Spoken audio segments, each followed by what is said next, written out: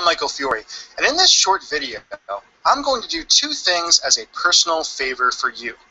I'm going to introduce you to a pair of magical breasts that will get you laid, and I'm going to teach you a secret, recently discovered evolutionary cheat code that opens up the mind, heart, and panties of almost any woman you want.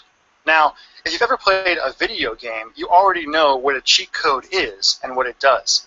A cheat code is a simple, secret sequence of button presses that allows you to skip all the BS and the work every other guy has to go through and suddenly get godlike powers which give you absolute control so you can get exactly what you really want. And this scientifically proven evolutionary cheat code I'm about to reveal does the exact same thing to the female mind.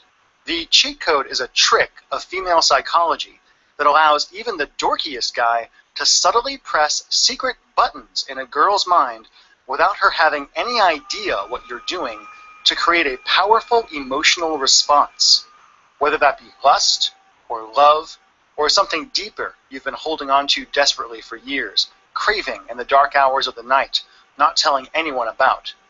And the great thing is that the thousands of guys who have mastered this cheat code already discovered it works to create connection and sexual desire with hot, beautiful, intelligent, amazing women, even if you're short, fat, ugly, broke, have no sense of humor, have no confidence, or get so nervous around girls that you'd rather chew off your own leg than talk to one. So you don't really have an excuse. Now, I'm going to tell you exactly how to use this evolutionary cheat code in just a second.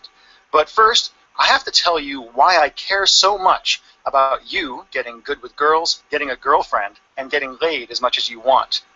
And to do that, I have to tell you an incredibly embarrassing story I've never shared before, because it could ruin my reputation and my life. Like I said, my name is Michael Fiore, and as weird as it is for me to even say it, I'm an internationally known relationship expert. I'm an Amazon and Wall Street Journal best-selling author. I'm married to a gorgeous redhead, hotter, nicer, and sexier than any girl I thought I'd ever get. But beneath all that, hidden from view and scared of the light, I'm a dork, a nerd, a hopeless geek who was so scared of women and had no idea how to talk to them, probably just like you. All through high school and college and my 20s, I was frustrated and horny and confused by girls and, well, pissed off. Pissed off because the beautiful girls in my class who I wanted so damned much with their short skirts and toned thighs and smiles and smells and poofy 90s hairstyles treated me like I was sexually invisible. Even though I was smart and nice and funny, the girls I lusted after and craved and would kill to have as my girlfriend ignored me. Laura Robbins actually laughed when I asked her out, making my testicles crawl up inside my body in shame. Sherry Martin told me she just thought of me as a friend. Aaron Smith said, "Mike, any girl would be lucky to have you, and I can't believe you're single." And these same girls threw themselves at the dumb jocks and idiots who treated them like crap, used them, and broke their hearts, while I just stood there and watched. And of course, like a sucker, I was there when they came crying back to me afterwards, like Sarah Reynolds did, sobbing about why she couldn't just find a nice guy who would treat her right, while I was right there, gritting my teeth and ready to do anything for her or to her. But she just ignored me, like every girl did. It wasn't her fault. I'll explain why in a second, but she thought of me as some emotional Ken doll, fun to toy with, but that's it. College was like being an accidental vegetarian at the all-you-can-eat sex buffet. Absolutely gorgeous women everywhere, yet I continued to sexually starve. My dad would call me up and say, "Mike, you must be swimming in girls." And I'd lie to him and say, "Oh yeah, Dad," but I wasn't. In fact, I can count the number of women I slept with in college on 2 fingers of one hand. They weren't that attractive, and I think they only slept with me out of pity or to save their own low self-esteem. After college, I moved to LA and spent 2 long years in a sexual desert. I was working in the TV industry, and everywhere I'd go, I'd see models and actresses and porn stars and toned, tanned flesh. But, and this is embarrassing, the only female contact I got was when I tricked a coworker into giving me a hug.